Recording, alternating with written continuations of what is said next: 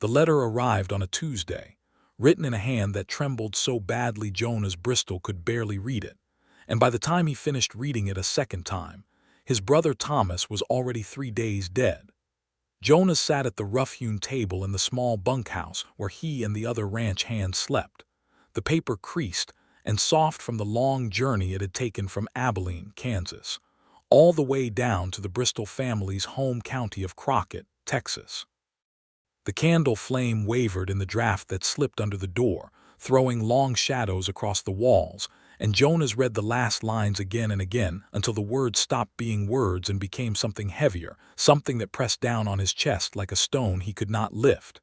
Take care of her, Jonas. Her name is Ada Hart. She lives above the milliner's shop on Drover Street in Abilene. She does not know what is coming. She does not know that I am this far gone. Please. You are the only one I trust with something this important. Please take care of her for me. Thomas had always been the better of the two of them. That was a fact Jonas had never disputed, not even in the quiet privacy of his own mind. Thomas was 2 years older, broader across the shoulders, quicker with a laugh, the kind of man who walked into a room and made everyone inside it feel like the ceiling had lifted 6 inches. Jonas had spent most of his 26 years walking in the shadow of that easy confidence, and he had done so without bitterness because Thomas cast a warm shadow, not a cold one. And now Thomas was gone. Buried in some Kansas churchyard, dead of a fever that had come on fast and shown no mercy. And the only thing he had managed to leave behind was a letter asking Jonas to look after a woman Jonas had never met. He folded the letter carefully and tucked it inside his coat, close to his ribs. He gave notice the next morning. The road north from Crockett County to Abilene in the spring of 1875 was not a road that forgave carelessness. Jonas made the journey on a buckskin gelding named Cutter, who was reliable if not particularly fast, riding through country that shifted from the scrub-brush flatness of West Texas into the rolling limestone hills of the Edwards Plateau before eventually opening up into the great wide grass of the Kansas plains. He stopped at cattle towns and watering holes, ate what he could afford, slept under the open sky more nights than he slept under a roof. The nights were cold still, even in April, and he would lie wrapped in his bedroll staring at the stars and thinking about Thomas. He thought about the summer they were boys, when Thomas had pulled him from a flooded creek after Jonas had slipped from a mossy rock. He thought about the way Thomas used to whistle while he worked, some half-remembered song their mother had sung to them, never the full melody, just the fragments. He thought about the last time he had seen his brother, 2 years ago at Christmas, when Thomas had been full of life and plans, talking about cattle drives and maybe settling somewhere north, somewhere where the grass went on forever. He had not mentioned a woman then, not once, which meant Ada Hart had come after Christmas, had come into Thomas's life sometime in the past 2 years and apparently taken hold of him so thoroughly that she was the last thing he thought of before he died. Jonas turned that fact over in his mind the way a man turns a river stone in his palm, feeling the weight of it, the smooth edges. He was not jealous. He was curious. He was also, if he was honest with himself, a little afraid. What did you say to a woman whose man had died without warning, without giving her the chance to say goodbye? What did you say when you showed up on her doorstep as a proxy, a stand-in, the lesser version of the man she had loved? He reached Abilene on a Thursday afternoon in late April when the sky was the particular shade of blue that only exists in the wide-open country, so deep it almost hurt to look at it.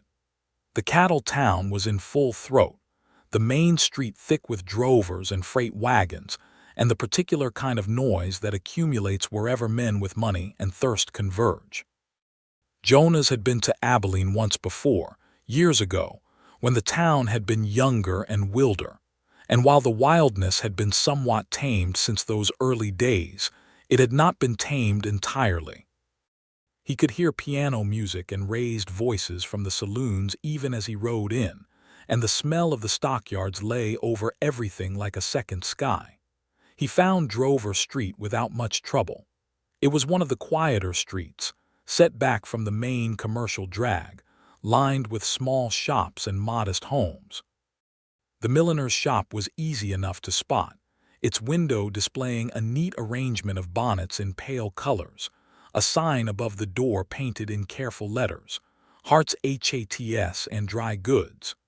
Jonas tied Cutter to the hitching post and stood on the boardwalk for a long moment, collecting himself. He had rehearsed what he was going to say 100 times on the road north. None of those rehearsals felt adequate now. He pushed open the door. The shop was narrow but well kept, the walls lined with shelves of ribbon and thread and hat forms, a glass case along one side displaying pins and small notions. It smelled of lavender and sawdust, and something faintly sweet that he could not identify. A curtain at the back of the shop was pushed aside, and a woman came through it carrying a bolt of pale blue fabric, and Jonas Bristol's carefully rehearsed speech dissolved entirely. She was perhaps 23 or 24, with dark auburn hair pinned up in a practical knot at the back of her head, though several strands had escaped and curled softly against her temples. Her eyes were a gray-green that reminded Jonas of the Pecos River in early morning, clear and deep and lit from somewhere inside. She wore a plain dress of dark blue cotton, an apron over it, and her sleeves were rolled to the elbow. She set the bolt of fabric down on the counter and looked at him with an expression that was polite and professional and gave nothing away. "Good afternoon," she said. "What can I do for you?" Her voice was low and even, the kind of voice that carried without effort. Jonas took his hat off. "Miss Hart, Ada Hart." Something shifted in her expression, a flicker that came and went so quickly he almost missed it. "That is me, yes." "My name is Jonas Bristol," he said. "Thomas Bristol was my brother." The silence that followed was the longest Jonas had ever stood inside. He watched her face and saw the precise moment the name landed. The color left her cheeks and then rushed back twice as bright. She gripped the edge of the counter with both hands. "Was," she said very quietly. "Yes, ma'am." Jonas turned his hat in his hands. "I am sorry to be the one telling you this. He passed 3 weeks ago, a fever. It came on fast and there was nothing the doctor could do." He paused. "He wrote to me before he went. He asked me to come find you." Ada Hart did not cry. She stood very still for a long moment, her eyes fixed on some middle distance that Jonas could not see, and then she drew one long slow breath and let it out through her nose, and when she looked at him again her eyes were bright but dry. "How did he look?" she asked. "Before he was sick. Was he well?" The question caught Jonas off guard. Most people, upon receiving news like this, asked about the final days, the suffering, the end. She had asked about the before. "He was well," Jonas said. "I had not seen him in 2 years, but from what the men at the cattle outfit said, he was healthy and happy right up until the fever took him." She nodded slowly. "That is something," she said. "At least he was well." She straightened up, released the counter, and looked at him more directly now, studying him with an openness that Jonas found both unsettling and oddly comfortable. "You rode all the way from Texas," she said. "Crockett County, yes. Because he asked you to." "Because he asked me to." She looked at him for another long moment. "You must be hungry and tired," she said, and there was something in the practical simplicity of those words, the way she turned immediately toward the living of things rather than the grieving, that struck Jonas as enormously dignified. "I close the shop at 5. The boarding house down the street does a decent supper. Would you let me buy you a meal? I have questions, and I imagine you have things to tell me." Jonas said yes. They walked to the boarding house at 5:15, the spring evening cool around them, the town settling into its louder nighttime self. Inside, the dining room was warm and plain, long tables with oil lamps burning low, the smell of beans and cornbread and coffee. They took a table in the corner, and Ada ordered 2 plates and 2 coffees without consulting him, and Jonas did not mind because he was busy watching her and trying to understand the thing his brother had seen. Over the course of that first meal, he learned several things about Ada Hart. She had come to Abilene 2 years ago from Missouri, from a small town called Independence, after her father died, and left her with enough money to start a small business but not enough to stay idle. She had chosen the millinery because she had learned the trade from her aunt, and she had chosen Abilene because it was growing, and there was opportunity in growing places. She had met Thomas on a rainy afternoon in October of 1873 when he had ducked into her shop to get out of the weather and spent 45 minutes buying a hat he did not need while finding every possible excuse to keep talking to her. She told this story without sentiment, but with the faintest trace of warmth around the edges, like sunlight on the rim of a cloud. He was not subtle, she said. Not about anything. He wanted you to know what he was thinking the moment he thought it. That is accurate, Jonas agreed. I like that about him, she said. She looked down at her coffee cup. I did not expect to like it as much as I did. Were you, Jonas hesitated. Were you planning to marry? She looked up at him and he saw something complicated move across her face. He had asked me, she said carefully. I had not yet given him an answer. I was still thinking. The admission cost her something, Jonas could see that.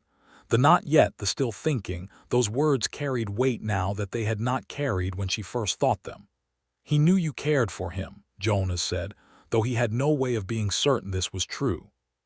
He said it because it seemed like the right thing to say, and then was surprised to find that he believed it. I hope so, she said softly. They finished their meal and walked back to the milliner's shop in the dark, and Jonas said good night and found himself a room at the boarding house. He lay awake for a long time listening to the sounds of Abilene settling around him, and he thought that he understood now why Thomas had loved her. She was not soft in the way that men of his generation usually expected women to be soft. She did not collapse. She did not perform her grief for an audience. She absorbed it and kept moving, and there was something about that quality, that particular combination of resilience and feeling, that reminded Jonas of the best kind of country, the kind that looks hard and flat and turns out to be full of rivers underground. He intended to stay a week, just long enough to make sure she was all right, to discharge the promise he had made to his brother's memory, and then return to Texas and find himself another writing job. He stayed considerably longer. It began, in the most practical sense, because Ada had a problem that required two people to solve. 3 days after Jonas arrived in Abilene, a man named Colfax Hurd came to the millinery shop. Jonas happened to be there, having stopped in on his morning walk to ask Ada if there was anything she needed before he started making arrangements to head south. He was in the back room helping her move a heavy crate of dry goods when the bell above the door rang and Ada went still. The change in her was immediate and impossible to miss. She set down the edge of the crate, straightened her back, and wiped her hands on her apron, and when she walked through the curtain into the front of the shop, her voice had that particular evenness that Jonas was already learning meant she was being very careful. He followed her through the curtain and saw a man of about 40 standing in the middle of the shop. He was well dressed by frontier standards, a good coat, a silver watch chain, his boots recently blacked, but his face had the particular hardness that Jonas associated with men who had always gotten what they wanted by means other than honest work. He had pale eyes and a loose, confident way of standing, like a man who expected people to step back when he stepped forward. "Miss Hart," Hurd said, his voice carrying a warmth that did not reach those pale eyes. "I was just passing by. Thought I would check in and see if you had given any further thought to my offer." "I have given it the same amount of thought I always give it," Ada said pleasantly, "and my answer is the same." Hurd glanced at Jonas with an expression of mild curiosity that sharpened slightly when Jonas did not look away. "I'm not certain you understand the full situation," Hurd said, still talking to Ada but still watching Jonas. "The building you rent is owned by Prior Developments, and Prior Developments would like to convert this entire block to a different use. Selling me your lease and your inventory at my offered price is the generous option. The other option is less generous." "Other option," Ada said, "is that my lease runs until October of 1876, which is 17 months from now, and a lease is a legal document that Mr. Pryor would need a very good reason to break." Hurd smiled. It was not a pleasant smile. "Reasons can be found. I'm sure they can, Jonas said. Both Herd and Ada looked at him. He had spoken quietly, without particular aggression, simply filling the space in the conversation that had been left open. And you are? Herd asked. A friend of Miss Hart's, Jonas said. Jonas Bristol. Herd studied him for a moment with those pale eyes, the calculation behind them almost visible. Then he returned his gaze to Ada and tipped his hat with the elaborate politeness of a man who considers politeness to be a weapon. Think it over, Herd said. My offer stands for another 2 weeks. He left. The bell above the door settled into silence. Ada let out a long, slow breath. He has been coming around for about 3 months, she said. He is acquiring property all along this block. 3 shopkeepers have already sold to him. There are 2 of us left. Who is the other holdout? Mr. Fenwick. He runs the saddle and leather shop 2 doors down. He is 60 years old and stubborn as a courthouse wall. Jonas thought about Herd's pale eyes and his loose, confident stance and the thing he had said about reasons being found. Has he done anything beyond making the offer? Anything that has made you uneasy? Ada hesitated just long enough for him to know the answer before she gave it. My storeroom was broken into last month. Nothing was taken, which I thought was strange. Just the door broken, things moved around as if someone wanted me to know they had been there. Jonas nodded slowly. Has the sheriff looked into it? Ada's expression said everything. Sheriff Dobbs is a reasonable man when the matter concerns people he considers worth the trouble, she said, carefully. A woman alone running a small shop is not necessarily high on his list of concerns. She said it without bitterness, just as a statement of fact, and Jonas heard in the matter-of-fact steadiness of her voice the particular tiredness of someone who has bumped up against the edges of the world they live in and made their peace with it without pretending those edges are not there. He changed his plans. He did not announce this formally.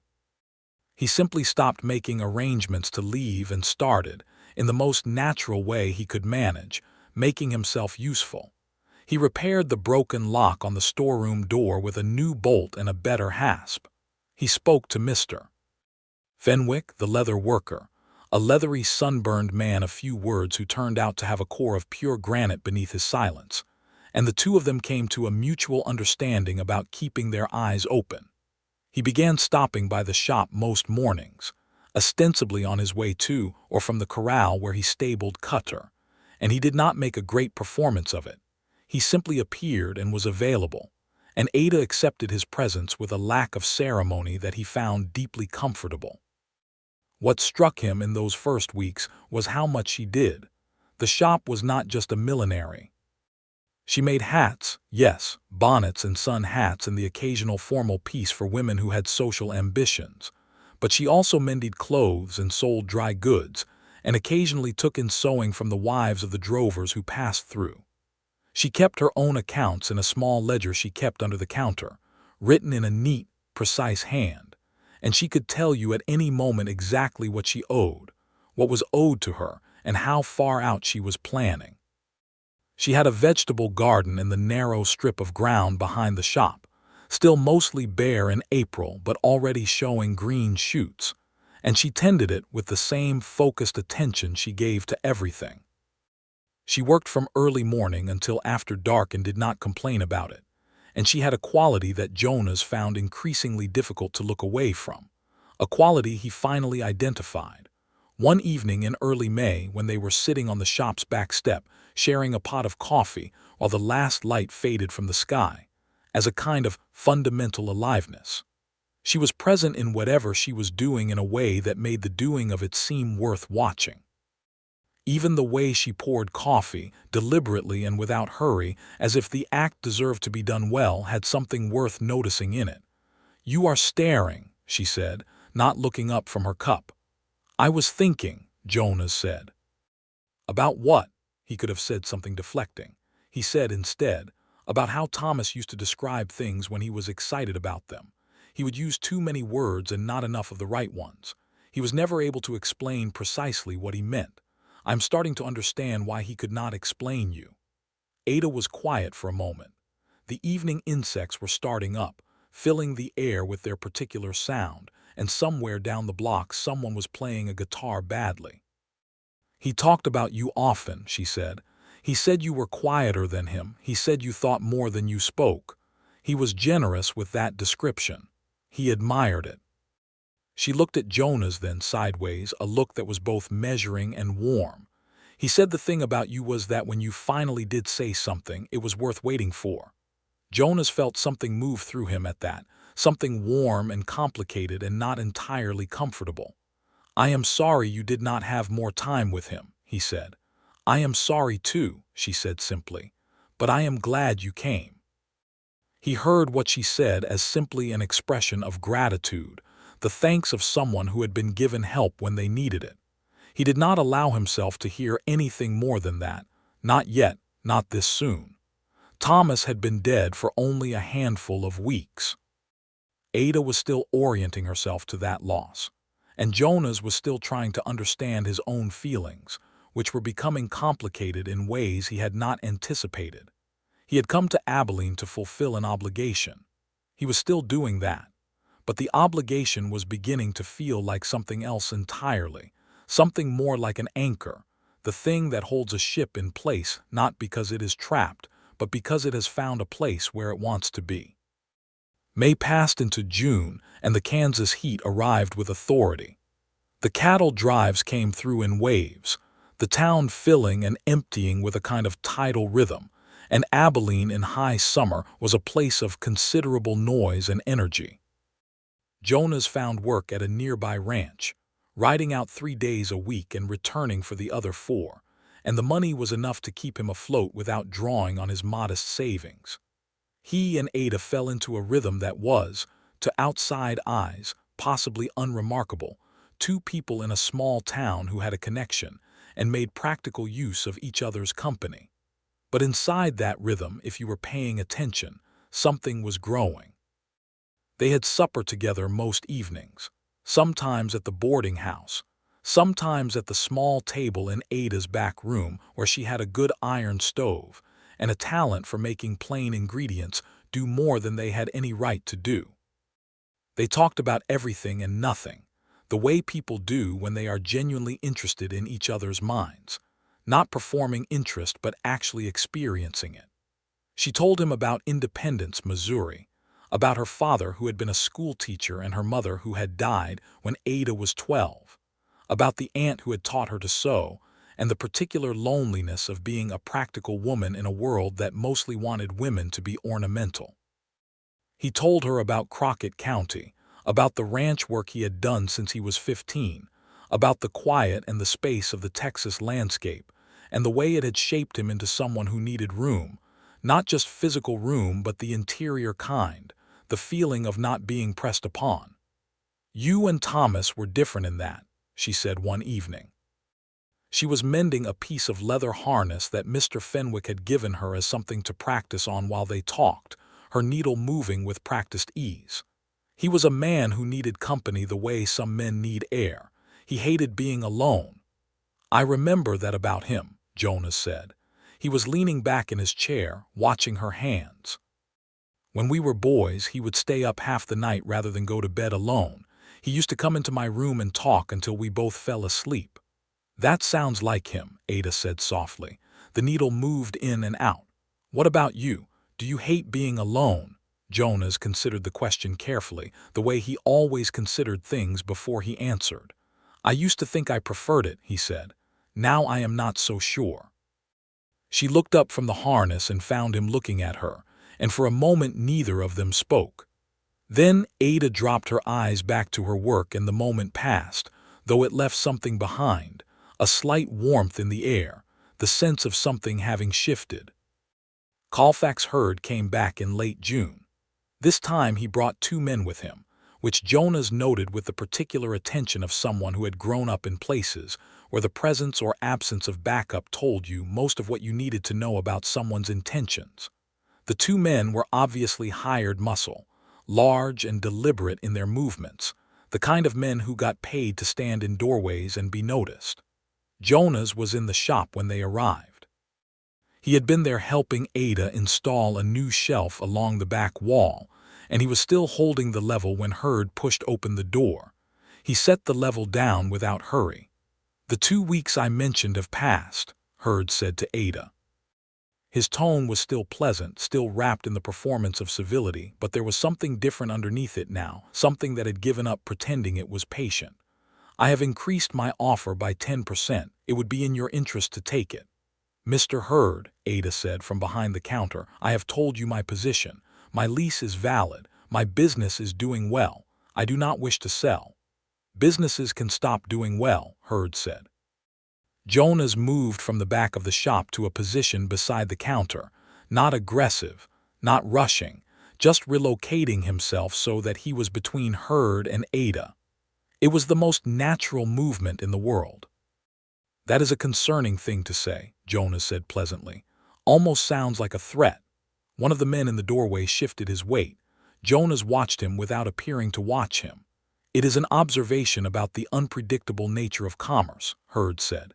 His pale eyes had settled on Jonas with a flat, steady quality that was neither friendly nor hostile, just evaluating. "You have been in town a while now, Mr. Bristol. It might be time to think about whether you have a future here." "I think about that all the time," Jonas said. "I am coming around to the idea that I do." Hurd looked at Ada. "2 days," he said. "Think about it." He left with his men. Ada waited until they were gone, and then she sat down on the stool behind the counter and pressed both hands flat on the wood surface as if she needed the steadiness of it. "I am going to speak to Sheriff Dobbs," Jonas said. "He will not help," Ada said. "He will if I give him a reason to," Jonas said. "And if Hurd has done this to other businesses along this street, there may be more than just your complaint to bring." He spent the next 2 days doing what Thomas had always been bad at and Jonas had always been quietly good at, gathering information. He talked to the 3 shopkeepers who had sold to Hurd, carefully, over coffee, without pressing. He found that 2 of them had sold after their storefronts were damaged, one by a fire of suspicious origin in a storage room, one by a break-in that resulted in the destruction of significant inventory. He took what he had found to Sheriff Dobbs, laid it out without drama or accusation, simply as a pattern that seemed worth investigating. Dobbs was a pragmatic man, as Ada had said, and pragmatic men, Jonas had learned, could be motivated by practicality if not by principle. The pattern Jonas had presented was the kind that, if it became public, would be bad for everyone including the sheriff. Dobbs spoke to Hurd. The nature of that conversation was not disclosed, but Hurd did not return to the millinery shop. His men were not seen on Drover Street again. In October, Jonas learned through Mr. Fenwick that Hurd had sold his property interests in that block to a different developer and moved on to another part of town.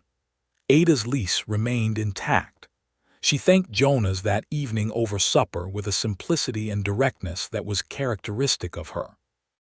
"I would not have managed that without you," she said. "I want to be honest about that even though it irritates me slightly to need managing." Jonas laughed, and it came out more freely than he expected, a full, genuine laugh. He did not laugh often, and it always surprised people a little when he did because it changed his face entirely, took the weathered solemnity out of it and replaced it briefly with something younger and unguarded. Ada was watching him when the laugh faded. Her expression had something in it he had not seen before, something softer and more careful. "You should do that more often," she said. "Laugh." "Yes." He looked at her across the table. The oil lamp between them made shadows on the wall, and outside the window the evening was warm and full of the sound of the town. "Ada," he said. "Jonas," she said, very quietly like a question. He had been telling himself for weeks that he would not do this, not yet, not so soon, that Thomas was still too present between them, that Ada deserved more time, that he himself was not certain enough of his own heart to put it in front of another person. He had been having all of these very sensible conversations with himself, and none of them had made any difference to what his heart was actually doing. "I came here because Thomas asked me to," he said slowly. "And I want you to know that I do not regret that, and I do not want you to think that anything I might say to you now is separate from that, because it is not. It all came from the same place. But somewhere in the middle of being here and knowing you, something changed in what I was doing and why. Ada was very still across the table. "I am not asking you for anything," he said. "I am not asking you to feel anything you do not feel. I only wanted to be honest with you because you are the most honest person I know, and it seemed wrong to be any less honest back." Ada looked down at her hands on the table, then back up at him. "I have been trying to talk myself out of it," she said, and her voice was quiet and even but not entirely steady. "I have been telling myself it was too soon and it was too complicated and you were Thomas's brother, and all of those things are still true." "They are," he said, "and I have not been able to talk myself out of it," she said. The lamplight moved between them. "I am not ready," she said. "Not tonight, not yet. I need to know this is real and not just circumstance." "Take whatever time you need," Jonas said. "I am not going anywhere." He meant it in the most literal sense. He had, without quite noticing when the decision had been made, stopped thinking of Abilene as a temporary place and started thinking of it as the place he lived. The summer rolled into fall and the days shortened, and the quality of the light changed. That particular thin golden light of a Kansas autumn that falls on everything at a low angle and makes ordinary things look briefly significant. Jonas and Ada continued as they were, which meant they continued to have supper together most evenings, continued to talk and work alongside each other, continued to exist in the warm and increasingly undeniable gravitational pull of each other's company. What changed was that the pretense of casualness dropped away, not dramatically, but gradually, the way a fog burns off a river in the morning. He began to reach for her hand without thinking about it, walking back from the boarding house in the evening, and she always let him take it, and they would walk that way in the dark with the cold coming on around them, and the town going about its loud business at the other end of the street, and neither of them spoke much during those walks, which was its own kind of conversation. He told her, one evening in September, about the creek, about Thomas pulling him out, about the weight of the water and the cold of it, and the terrifying few seconds when he had been underwater and could not find up. He had never told anyone that story. Thomas had never spoken of it either, had never used it to hold anything over Jonas's head, had simply done the thing and let it be done. He was like that, Ada said. He would help you and then pretend he had not, so you would not feel diminished by needing the help. "You saw that in him too," Jonas said. "I saw a great many things in him," she said. "He was worth seeing." There was a quality in the way she spoke of Thomas now that Jonas found he could receive without pain. In the early weeks, mentions of his brother had carried a complicated charge, the grief, the guilt, the obscure sense of intrusion. But somewhere in these months of daily life alongside Ada, something had resolved. Thomas was present between them not as an obstacle or a ghost, but as a kind of foundation, the reason for the beginning, the start of the thread that had unspooled into something neither of them had planned. Jonas did not think Thomas would have minded. He thought Thomas, being the man he was, would have considered it exactly the right outcome. One Sunday in October, Jonas rented a buggy from the livery and took Ada out of town, east along the river road to where the country opened up, and you could see the sky from horizon to horizon without a single building interrupting it. Ada had not been out of town since the previous spring, she told him, and she sat beside him in the buggy with a quality of relief and openness that he recognized because he felt it too, the particular pleasure of space. They stopped near a bend in the river where a stand of cottonwoods had turned yellow, their leaves catching the low afternoon light and throwing it back doubled. They spread a blanket on the grass and ate the lunch Jonas had arranged with the boarding house cook, cold chicken and bread and apples, and afterward they sat for a long time just watching the water move. "I have been thinking," Ada said. "About what?" "About the future." She turned to look at him. The wind had pulled several strands of hair loose from their pins and they moved around her face, and she did not bother to catch them. "About what comes next. I think I was so focused on surviving, on keeping the shop and not being pushed out and not falling apart that I forgot to think about the larger picture. What does the larger picture look like? Jonas asked. She was quiet for a moment. A great blue heron lifted off the far bank of the river and beat slowly downstream, its shadow moving across the water. There is a piece of land for sale, she said, about 12 miles east of here. It was a homestead claim that was abandoned. 40 acres of good grass, a small house, a well. The price is manageable if I sell the shop. She paused. I have been trying to imagine doing that alone. Jonas felt something in his chest tighten and then loosen. Are you asking me to help you imagine it differently? He said carefully. Ada looked at him for a long moment, that clear gray-green gaze that he had come to know as the most honest thing he had ever been looked at with. I am asking you, she said slowly, whether you want a future that includes those 40 acres and the house on it, and whether it matters to you if I am part of that future. Jonas looked at the river for a moment and then looked back at her, and he said what he felt without decoration, because she deserved the plain version of things. You are not part of that future, he said. You are the reason I am thinking about a future at all. Ada breathed in and out slowly. Then she reached across the blanket and took his hand, and they sat that way in the cottonwood light with the river moving past them. And Jonas Bristol understood with a completeness he had never experienced before that he was exactly where he was supposed to be. They rode back to Abilene as the sun went down and painted the sky in bands of orange and deep rose, and Jonas held the reins loosely, and Ada sat beside him with her shoulder against his arm, and neither of them felt the need to say anything more, because some things have already been said as clearly as they can be said. He asked her properly on a Wednesday evening in November, in the back room of the shop, with no ceremony except the sincerity of the asking. He had no ring because he could not yet afford one, a fact he stated plainly, and Ada said that she did not require one, that she had spent her whole life placing her trust in the substance of things rather than their appearances, and that he was considerably more substance than appearance, which she had decided was exactly what she wanted. Is that a yes? He said. That is an emphatic yes, she said. He was 30 years old by the time they married, Ada 25, in a small ceremony at the church on 2nd Street on a cold December morning with snow on the ground and a pale winter sun doing its honest best through the frosted windows. Mr. Fenwick was there, leather-faced and straight-backed, wiping his eye with the deliberate efficiency of a man who was not going to admit he was moved. The boarding-house owner, Mrs. Grady, who had taken a maternal interest in Ada over the years, was there with her husband and 2 daughters, and there were a handful of other Abilene folk who had come to know Jonas in his months in the town.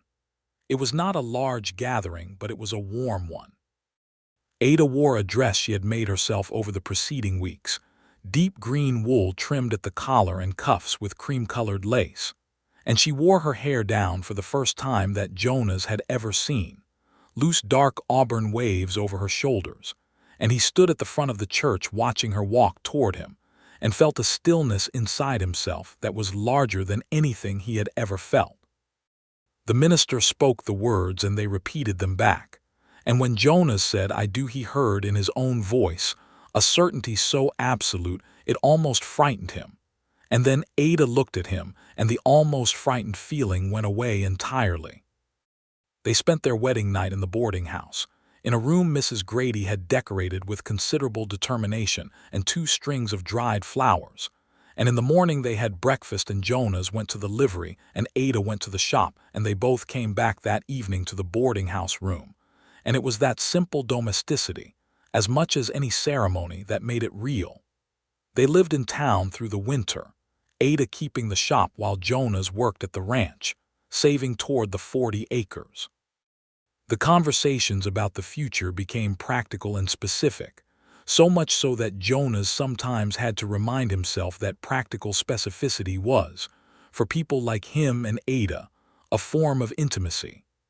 They talked about what to grow and when to plant, about what livestock to start with, about what repairs the house on the property would need. Ada had looked at the house during the autumn and given him a detailed account of its condition, with the kind of thorough observation that he had come to trust entirely. In the spring of 1876, they bought the land. The transaction was completed on a Thursday afternoon at the county land office. Ada and Jonas sitting side by side across a desk from a clerk who was bored by the paperwork, and noticed nothing remarkable about the two people in front of him, which suited both of them fine. 41 acres, more precisely, of Kansas grassland 12 miles east of Abilene, with a two-room house, a stone well, a small barn, and a creek that ran along the southern boundary and never ran dry even in summer. They moved in April, with a wagon loaded with Ada's sewing equipment and dry goods, and the furniture from the back room of the shop and Jonas's spare collection of practical possessions. And the first morning they woke in the house, Jonas went outside before dawn and stood in the yard in the cold dark with his coffee cup in his hand, and listened to the wind in the grass, and felt the particular sensation of a man who has arrived at the place that was made for him without ever knowing where that place was. Ada came out behind him in her coat and stood beside him. "It is going to need a lot of work," she said, looking at the small, weathered house behind them. "Yes," he said. "I am looking forward to it," she said. They sold the millinery shop, the stock and the lease, to a young woman from Illinois who arrived in Abilene with a letter of introduction from a cousin of Mrs. Grady's, and a determined expression that Ada said she entirely recognized and entirely approved of. The sale gave them enough capital to repair the barn, buy a team of horses, 2 milk cows, a small pig and a dozen chickens, and begin breaking the south fields for corn. The work of that first year on the land was the hardest work Jonas had done in his life, and he had been working hard since he was 15. They rose before the sun and went to bed after it, and the days were full of the particular satisfying exhaustion of building something from the actual ground up. Jonas broke sod and mended fence and put a new roof on the house. Ada planted her kitchen garden and learned the rhythms of 2 milk cows and kept meticulous records of everything they spent and everything they produced, and found, to both of their satisfaction, that the numbers moved in the right direction. They had neighbors, the Burnham family 1/2 mile to the north, and 3 miles to the east, a couple named Delacroix who had come up from Louisiana, and Jonas rode over in the second week to introduce himself and came back with an invitation to Sunday dinner. Ada had initially been apprehensive about this, having lived a largely solitary life in the town, but the Burnhams were plain people with a practical warmth that matched her own, and the Delacroix were interesting and funny and told stories about their journey north that left everyone at the table laughing, until Mrs. Delacroix had to wipe her eyes. By the end of the summer, Ada had what she had perhaps never had before in her adult life: community. It suited her, Jonas saw, better than she would have predicted and better than she would have admitted. He found her one evening in late August sitting outside on the bench he had built against the south wall of the house, the bench that caught the last of the afternoon sun, a habit of hers he had come to think of as fixed and permanent, like the sun itself. She was not reading or sewing. She was simply sitting, her hands loose in her lap, looking at the land around them with an expression he could not entirely read. He sat beside her. "What are you thinking about?" he asked. "Thomas," she said. He waited. "I was thinking that he would have been happy for us," she said. "Not just because he asked you to look after me, not just because it worked out well, but because I think he understood something about people, about what they needed, and I think he knew that this was what I needed even when I did not know it myself." She paused. "I think he knew that about you too. That is why he wrote the letter." Jonas thought about his brother's letter, the trembling handwriting, the barely legible words. "Please take care of her for me." He thought about the way Thomas had always known things, had always had that instinct for the right move even when the board was complicated. "I think you are probably right," he said. "He was a very good person," Ada said simply. "He was," Jonas agreed. And then, after a moment, "So are you." Ada turned her head and looked at him, In the warm late light, her face had the particular quality he had spent over a year trying to find words for and still could not quite reach, something alive and certain and entirely itself. "So are you, Jonas Bristol," she said. He took her hand, and they sat in the evening until the sun was gone and the stars came out, and the land was quiet around them in the way that land is quiet when it knows it is being well tended, when it recognizes the presence of people who intend to stay. In the spring of 1877, Ada told Jonas she was expecting a child.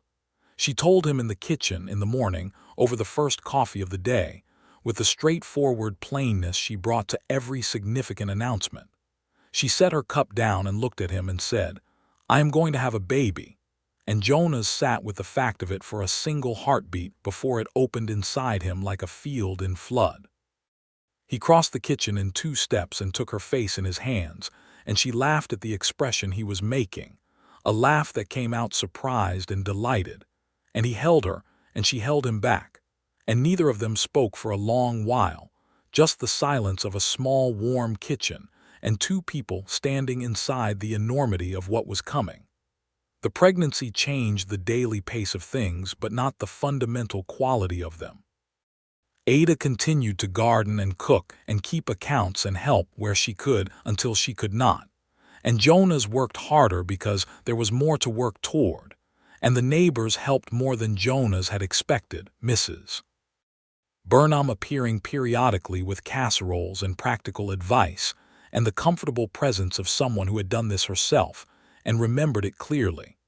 There were uncomfortable months, Jonas understood, though Ada described them with characteristic understatement. He learned to read the difference between her fine and her "I would rather not discuss it," and he became expert in the particular usefulness of being near without being intrusive, of offering presence rather than commentary. Mrs. Delacroix, who had assisted at 3 births on the frontier before any trained doctor was available, came to stay in the final weeks. On a morning in October of 1877, in the room that Jonas had by then wallpapered with a pattern of small blue flowers because Ada had seen something similar once in Missouri and mentioned it only once and he had never forgotten, Ada gave birth to a boy. They named him Thomas. It seemed to Jonas like the most natural thing in the world. Ada had suggested it without preamble one afternoon, and he had felt the rightness of it the way you feel the rightness of a door that opens exactly as a door should, smoothly and without resistance. Thomas Jonas Bristol arrived in the world with considerable noise and quickly established himself as a person of strong opinions. He had Ada's gray-green eyes and Jonas's dark hair and an expression, in his earliest weeks, of profound concentration that both of his parents found alternately endearing and hilarious. Jonas held his son in the evenings, sitting in the chair he had moved to the corner of the bedroom, rocking slowly, and he talked to the baby in a low voice about things that were happening on the land, the state of the South Field, what the Burnham cattle had done that day, the question of whether to add another section to the barn in the spring. Thomas listened with his eyes fixed on Jonas's face with the absolute attentiveness of a very new person for whom faces are the whole universe. Ada, watching from the bed, would sometimes fall asleep to the sound of Jonas's voice, and Jonas would sit there after she was asleep, talking quietly to his son in the lamplight, and feel, with a completeness that was almost too large to hold, the full weight of where he was and how he had come to be there. He thought about Thomas, his brother who had pulled him out of the water. He thought about the letter, the trembling handwriting, the pleas. He thought about the moment he had walked into the millinery shop and seen Ada for the first time, and felt his carefully prepared speech dissolve. He thought about the Cottonwood River Road in October, the heron lifting off the far bank, Ada's voice saying that he was the reason she was thinking about a future at all. No, he had said it the other way. She had been the reason. He was getting the order of things confused in his memory, which he suspected would continue to happen, the specifics softening over time while the feeling sharpened. He did not mind. By 1879, the farm had expanded. Jonas had broken a third field and planted winter wheat, which had done well in its first season, and they had added to their livestock in a careful and considered way: 3 more cattle, a better plow horse, additional chickens. The barn had been extended as planned. The house had been extended too, a third room added onto the east side, because Thomas was walking now and needed space, and Ada had said on an afternoon in the early spring, with the kind of deliberate casualness that Jonas had learned to recognize as significant, that they might want to think about having room for another child. "Is that a theoretical consideration or a practical one?" he had asked. "Somewhere between the two," she had said. Their second child, a girl they named Abilene after Ada's mother, arrived in the winter of 1879, and unlike her brother had come into the world with a minimal amount of noise, and then proceeded to observe everything with enormous dark eyes and an expression of such serene assessment that Mrs. Burnham called her an old soul within the first hour of her life. Thomas, who was by then 2 years old and firmly established as the organizing principle of the household, received his sister with the complex emotions appropriate to the dethroned, oscillating between fascination and resentment before eventually settling on a fierce and proprietary protectiveness that would, Jonas suspected, characterize their relationship for the rest of their lives. The years from 1876 to 1880 were ones of sustained building, the kind of quiet ongoing effort that does not make dramatic stories but makes real lives. The farm became a genuine working concern, producing enough wheat and corn to sell surplus at the Abilene market, the cattle increasing slowly in number, the kitchen garden that Ada tended expanding along the south wall of the house into something that provided most of their vegetables through the summer and fall. Jonas became known in the county as a capable and honest man, the kind of neighbor who showed up when there was work to do, whose word was worth the same as a written contract. And Ada became known as a woman of considerable business sense and an equal and entirely unrelated quality for apple pie that had achieved something close to legend status at the church socials. They were not wealthy. They were not intended to be.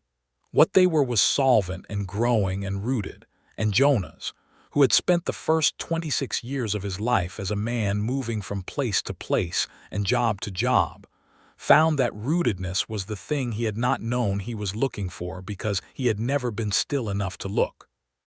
He had one habit, kept since the first winter on the farm, of walking out to the southern boundary of the land in the evenings, to the creek that ran there through the cottonwoods, and standing for a few minutes in the particular quiet that exists at the edge of moving water. He was not certain why he did it. It had begun, he thought, as a way of taking the measure of the day, of putting down whatever had been carried through it before walking back to the house. Over time, it had become something more than that, a kind of gratitude practice, though he would not have used that word. He stood at the creek and felt the weight of what he had, which was considerable and real, and thought about how none of it had been in any plan he had made. Ada found him there one evening in the fall of 1881, the children asleep in the house, the sky overhead so full of stars it looked like spilled grain. She came up beside him without announcing herself, which was something she could do with a silence of movement that he had always found remarkable, and stood there with him watching the creek. "I was thinking about the shop," she said. He looked at her. "Not that I miss it," she said. "I was thinking about that first day. When you walked in," she paused. "I knew the moment you said your name that something was going to change. I did not know what. I was terrified." "You showed absolutely nothing," Jonas said. "That is what I do when I am terrified," she said, and there was a dry humor in it that he loved, the particular kind of humor that lives in honesty. "Become very competent and very still. You offered to buy me dinner. I did. It seemed like the most manageable thing I could think of to do with the terror." Jonas turned to look at her full in the face, the way he had looked at her 1,000 times in the years between then and now, and still found things worth seeing. "Were you always going to let me stay?" he asked. "Did you know from the start?" Ada thought about it seriously, the way she thought about serious things. "I knew from fairly early," she said. "I did not want to know. I thought it was wrong because of Thomas. I thought I was transferring feeling or confusing gratitude or any number of other sensible explanations I tried to apply to it. And then, and then I sat at the creek with you in October and watched a heron fly away, and I stopped trying to explain it," she said simply. He reached out and took her hand, the same hand he had first taken in the dark of a Abilene November and which he had since taken in every kind of light and weather, and felt the same thing each time, something settled and certain and entirely right. "Ada," he said. "Jonas," she said. "I love you," he said. He said it the way he had always said important things, plainly and completely, without decoration, because she was the kind of person who preferred the plain version, and because the plain version of what he felt toward her was already so large it needed no embellishment. Ada looked at him in the starlight, and her face had that quality he had first noticed and never quite found words for, the fundamental aliveness of her, the being entirely and specifically herself. "I love you," she said back, and in her voice it had the quality of a fact that had been true for a long time and was simply being restated for the record. They stood at the creek until the cold became too much and then walked back to the house, shoulder to shoulder, and the grass moved around them in the wind, and the farm lay quiet and solid around them, the house with its lamplight showing yellow through the window where the children slept. Jonas had promised his dying brother he would look after Ada Hart. He had come to Abilene not knowing what to expect, carrying only a letter and a grief, and a sense of obligation that felt enormous and specific and entirely uncharted. He had found a woman who had no need of looking after in the conventional sense, who was in fact the most capable person he had ever met, who ran her own business and fought her own fights, and made her own decisions with a clarity and precision that made most people he had known look approximate by comparison. What she had needed, and what he had needed, was something that the letter from Thomas had not named, because Thomas was not the kind of man who dealt in abstractions, and perhaps because some things are too large to name in advance and can only be named once you are already living inside them. He had come to look after her. He had found, instead, that looking after and being looked after were not so separable as he had imagined, that they were in fact the same thing done in both directions simultaneously, and that the two of them had been doing it from almost the very beginning, the exchange so constant and so natural that it had ceased to be a transaction and become simply the texture of their shared life. He had promised Thomas he would look after her. He had done that. He had also, in the doing of it, been given more than he had promised anything to anyone, more than he had known there was to receive. He had been given the 40 acres and the house and the creek and the blue wallpapered room. He had been given Thomas, his son, who had his brother's name and would carry it forward. He had been given Abilene, with her enormous assessing eyes and her old soul serenity. He had been given suppers at the kitchen table and walks along the river road and evenings on the south bench in the last of the sun. He had been given Ada. He understood now, standing in the yard after their walk back from the creek, the lamplight showing through the window, the children sleeping inside, why Thomas had loved her. It was not any single thing. It was not her competence, though that was remarkable. It was not her beauty, though that had been the first thing that had dissolved his prepared speech on the afternoon he walked into the shop. It was not her honesty or her practicality or her particular kind of humor that lived in the space between directness and warmth. It was the wholeness of her. The way she was entirely and uncompromisingly herself at every moment, in the shop and in the kitchen and at the creek and in grief and in joy, and in the ordinary middle of a Tuesday morning when there was harness to mend and accounts to keep and a 2-year-old pulling at her skirt. She did not become different versions of herself in different circumstances. She was always Ada, consistent and real and present, and being near that quality over years and years had the effect of making Jonas more himself as well, as if her certainty about who she was had gradually clarified something in him that had always been slightly out of focus. Thomas had seen it in 45 minutes over a hat he did not need.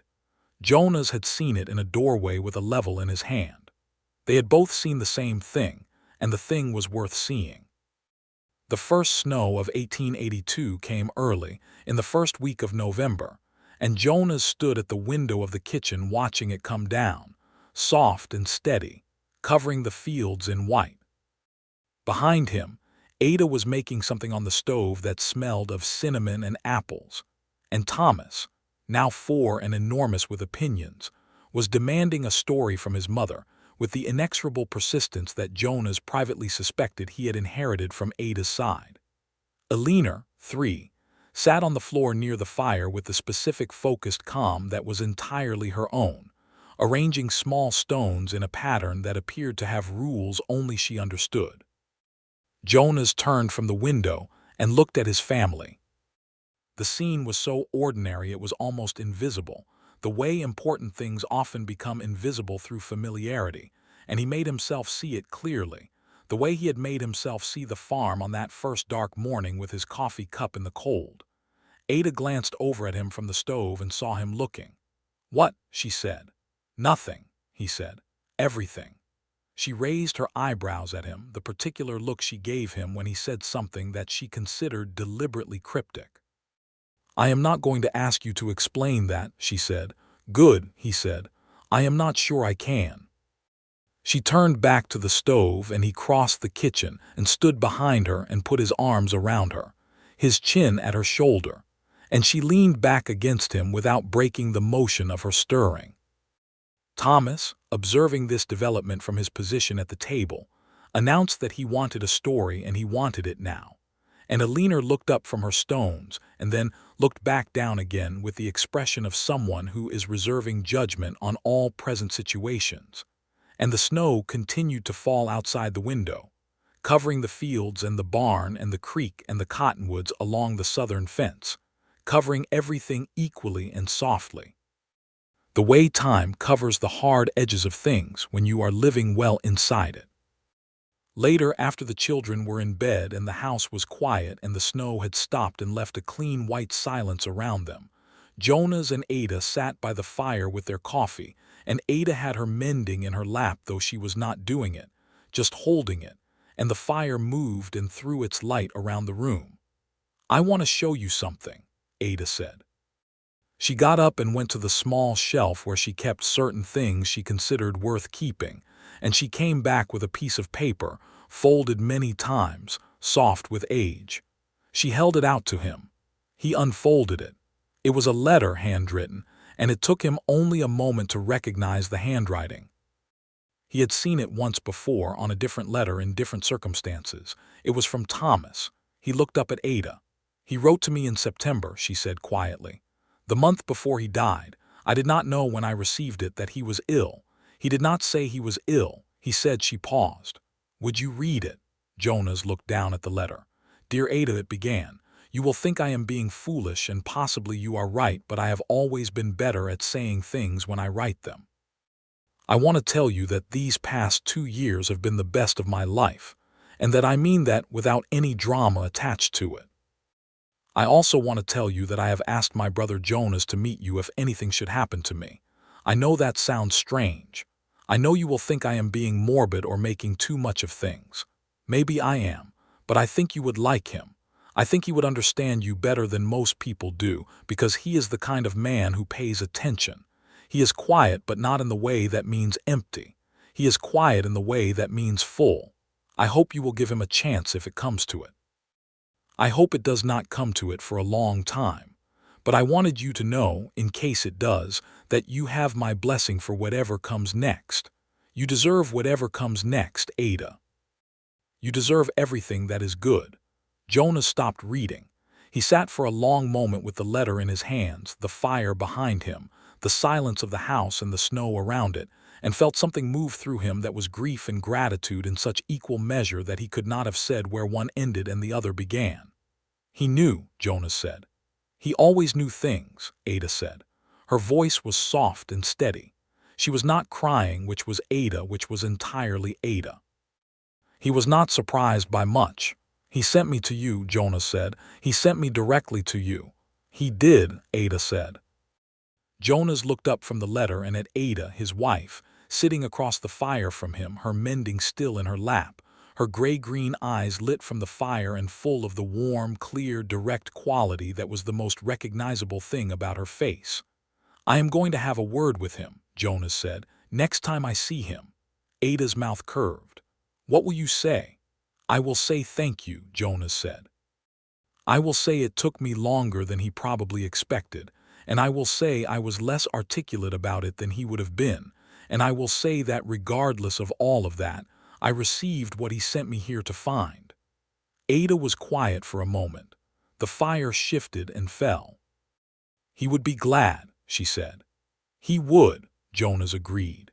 He folded the letter carefully along its original creases and handed it back to Ada, and she held it for a moment and then set it on the table beside her, and they sat together in the firelight, the letter between them, and Thomas was present in the room the way the best of the dead are present, not as absence but as a kind of warmth that persists in the structure of everything they built while they were alive.